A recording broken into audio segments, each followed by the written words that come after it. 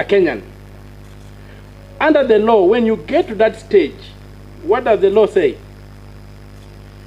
On the execution of a project agreement, the project contracting authority and successful bidder shall establish a project company in accordance with the Companies Act. So if you are at that stage, it means this deal has been concluded according to the law. And you are trying to run circles around this committee, which is not acceptable. I move on. Jomo Kenyatta International Airport is a going concern. And the objective you have given us here is to expand the airport. And therefore the project is initiated by Kenya Airports Authority and cannot be privately initiated. Thus the project cannot be procured under section 40, 41, 43, and 44 of the PPA Act. This particular contract, if that's the aim, should be procured through the competitive bidding under section 46 to 63 of the PPP Act. The use of privately initiated proposals here raises a red flag that all you are confronting us with is concealment of fraud. And this might be a major case of money laundering, where a public project is being used to repatriate money that has been stolen from Kenya in the guise of developing the airport. I want to add on, Chair, if you allow me some time. I spent a bit of time reading through the document. All right. So, the use of this PPP in the Adani case is fraudulent. The process does not meet the requirements of section 40, 41, 43, and 44 of the Act. And I just, given time, I'll jump through some of the things I wanted to say and just go to the key issues. I would like us to look, if you look at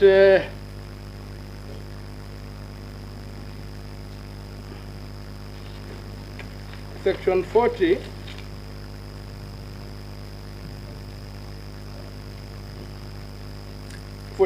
section 41, I'll go to 41, I'll jump 40, I'll go to section 41.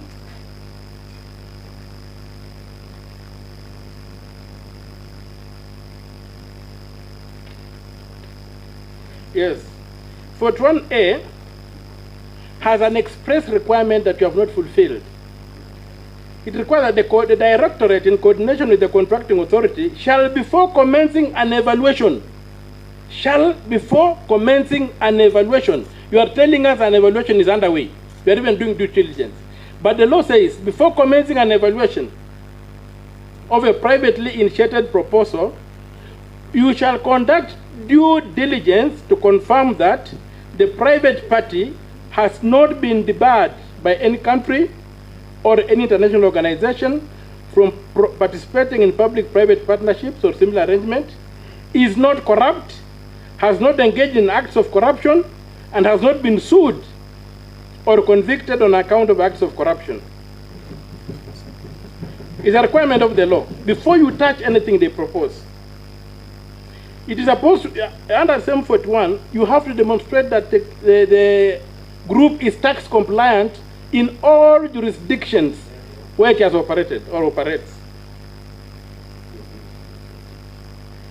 You go on and says, the entity has not, and its directors or officers have not been convicted of any criminal offense related to professional conduct within a period of 5 years preceding the submission of proposal, and have not otherwise been disqualified pursuant to administrative suspension or debarment proceedings.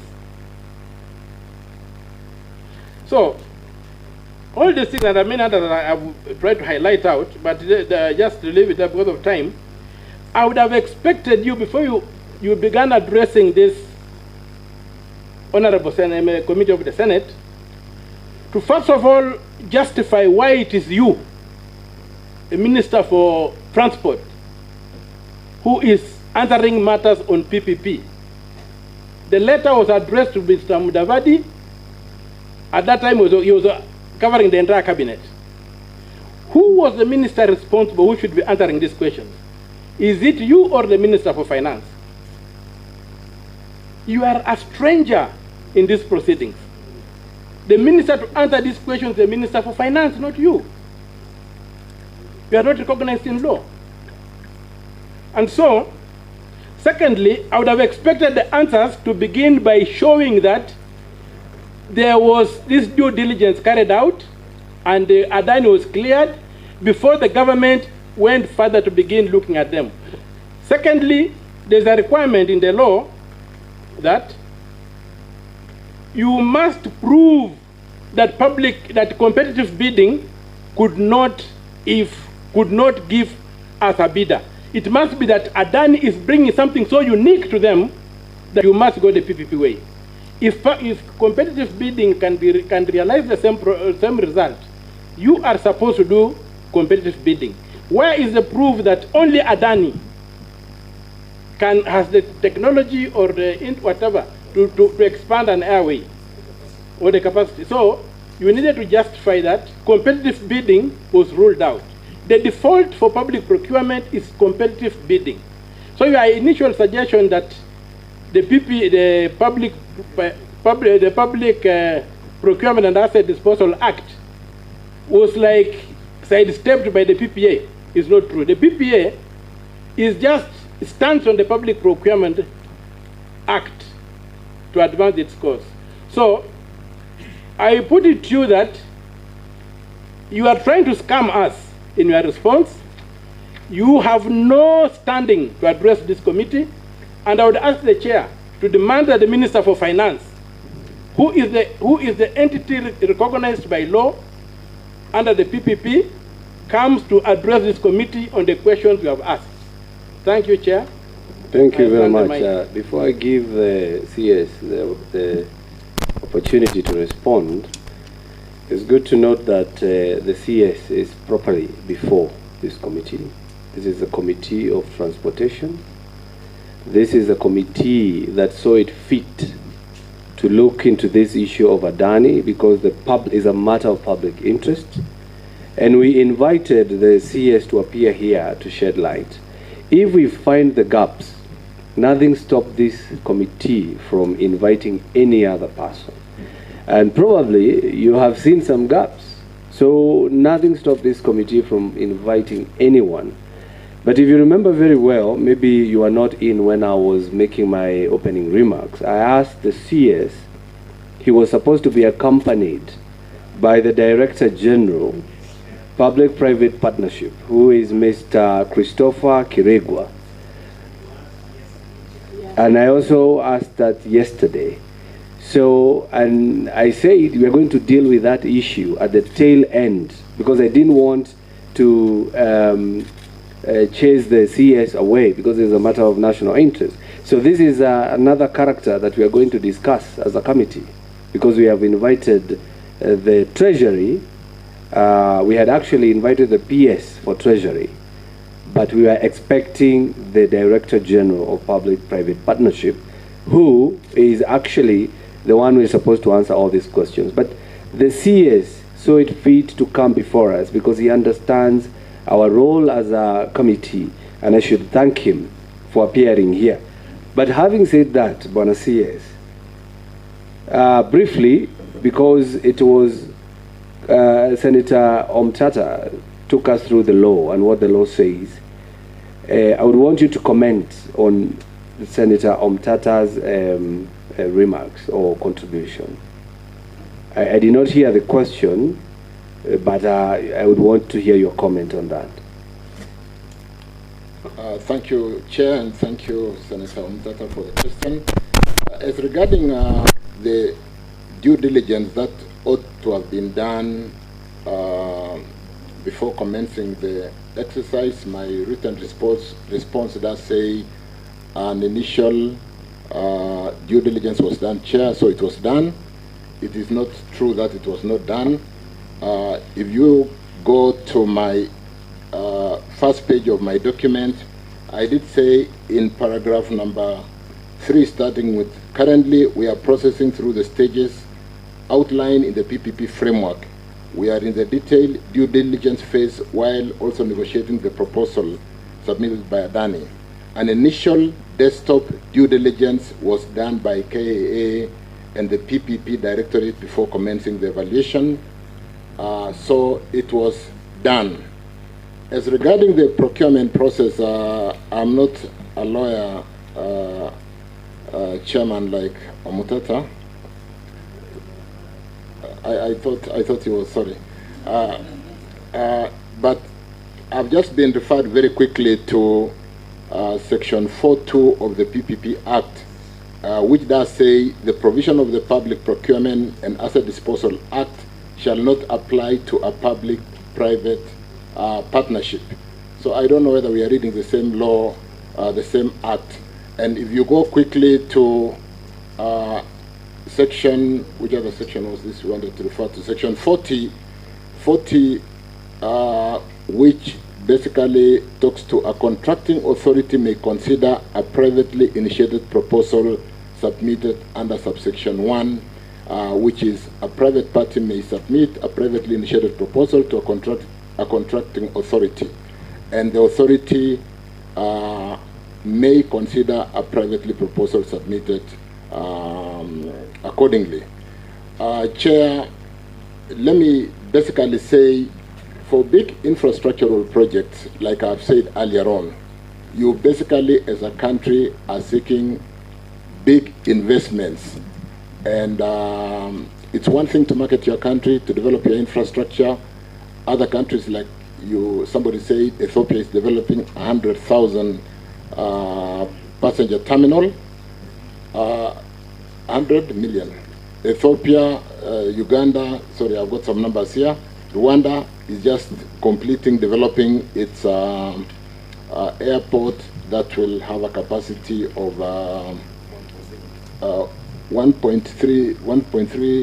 14 million passengers at 1.3 billion. Just to talk to the issue of cost, we are asked many times, why are we spending 1.8 when Rwanda is spending 1.3? The capacity for Rwanda is 14. The capacity we are developing is 23. Ethiopia is developing 100 million passenger. But more importantly, look at the competitive aspects of Kenya being that anchor state, when we do enjoy the benefit of what I said earlier, geolocationing with Mombasa Port, that we should not be competing with Ethiopia, who do not have the benefit of having a seaport. And therefore, we need to ensure that by sea, by air, by road, we are competitive. And it's important, therefore, that whereas our fiscal headroom cannot afford us to build a new airport, which we should have built some 15 years ago, it's only fair that we seek private capital to help us to build a new airport. We need a new airport, and it is incumbent upon us to really suit investors by, if, for example, in my last trip to China, which is the China-Africa kind of forum on China-Africa cooperation, we are marketing a number of infrastructure projects like roads, and we are saying, how do we open up our road to Malaba from Nairobi, from Mombasa, and so on and so forth. So to be able to attract that kind of investment, Chair, you need to give investors information and to be able to make informed decisions to come to Kenya and not to go to Ethiopia. Let me rest. I don't know whether there is a very specific question which I didn't basically address from. Maybe you can address that clause again that you talked about. The PIPs are not subject to. I've just quickly been referred to section 4.2, Chair, which does read the provision of the Public Procurement Act, Asset and Disposal Act 2015 shall not apply to a public-private partnership. So we basically have to prosecute the privately initiated proposal in line with the PPP Act. I think the biggest challenge, Chair, we are facing is that we have not really employed often the PPP Act, or not many projects have succeeded through the PPP procurement process. And then therefore, some of the challenges we are facing because of non-disclosure, there's a lot of negotiation in the process, is lack of information. And in section 42 of the same PPP Act, it does read, a contracting authority may consider a privately initiated submitted under this, under one, which is a privately party may submit a privately initiated proposal to a contracting authority. And that is what Adani did. Thank you. Okay, and when you're there, just go to 41. No, the same section 43J that states the privately initiated proposal under subsection 1 shall contain the following information. J states a justification why the project is not suitable for open competitive procurement.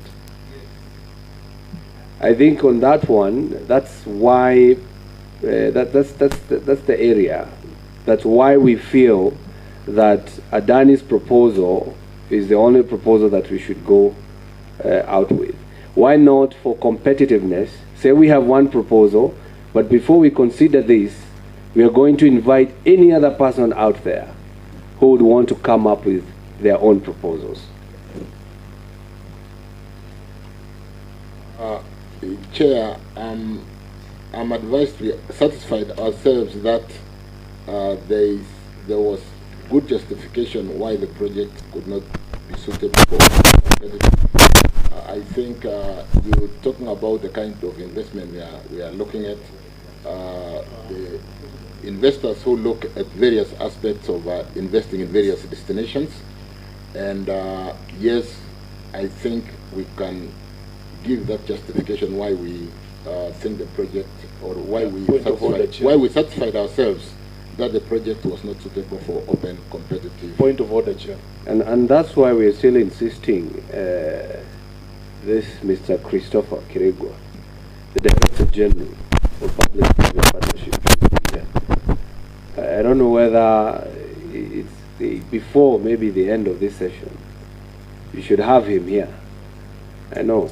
Okay, so if you can contact him, but I have Senator Sifuna. Yes.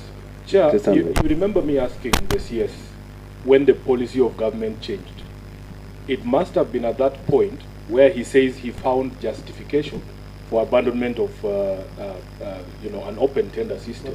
So can he confirm that he is not just speaking ad lib, that there is a document, yes, a document by government justifying the departure from, in terms of policy? And also, Honorable Chair, let us remember the provisions of Article 10 of the Constitution.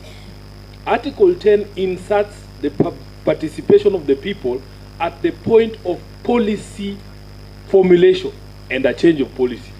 So that, Honorable CS, if indeed government was abandoning this path, having found this justification, you needed to involve people and tell people that going forward, if we are discussing expansion of JKIA or any other national infrastructure projects, we are going to go the PPP way. So that policy change, Chair, we have to locate it in time and the process. Was it a cabinet decision? Who made that decision? And how were the people involved in the decision making? Chair. Yes, Lawrence, yes. I thought we had agreed that all members ask questions, then supplementary at the Oh yeah. But I just allow, because that one was so close to what we were saying. A point of order about section 4 that the minister referred to. It refers to a PPP agreement not being subject to the other act, not the initiation of a procurement. This act outs the other act at a certain stage of the procurement process. The agreement, and you have seen it has given a very elaborate procedure of how getting that agreement position. Noted. CS? The policy and why, I think the question is still why Adani and whether there was change of policy. I'm trying to locate where there was this visibility study done and which informed us accordingly. PS, can you assist me very quickly? Thank you. Chair, we, as Kenya Airports Authority, we did a feasibility